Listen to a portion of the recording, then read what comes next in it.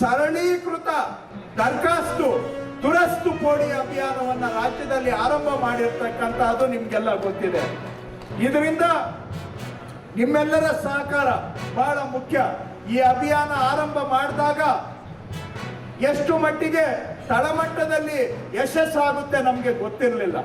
ಆದರೆ ಅನೇಕ ADLRಗಳು, DDLRಗಳು, ಸರ್ವೇಯರ್ಸು ಇದನ್ನ ಯಾವ ರೀತಿ ಸರಳೀಕರಣ ಮಾಡಬಹುದು ಅಂತ ನೀವೇ ನಮಗೆ ಕೆಲವು ಸಲಹೆಗಳನ್ನ ಕೊಟ್ಟು ಅದರ ಆಧಾರದ ಮೇಲೆ ಇವತ್ತು ಆನ್ಲೈನ್ ನಲ್ಲಿ 1 to 5 ಮಾಡಿ ಅದನ್ನು ಕೂಡ ಆನ್ಲೈನ್ ನಲ್ಲೇ 6 to 10 ಮಾಡುವಂತ ಸರಳೀಕೃತ ದುರಸ್ತು ಅಭಿಯಾನವನ್ನ ರಾಜ್ಯದಲ್ಲಿ ಆರಂಭ ಮಾಡಿದ್ದೇವೆ.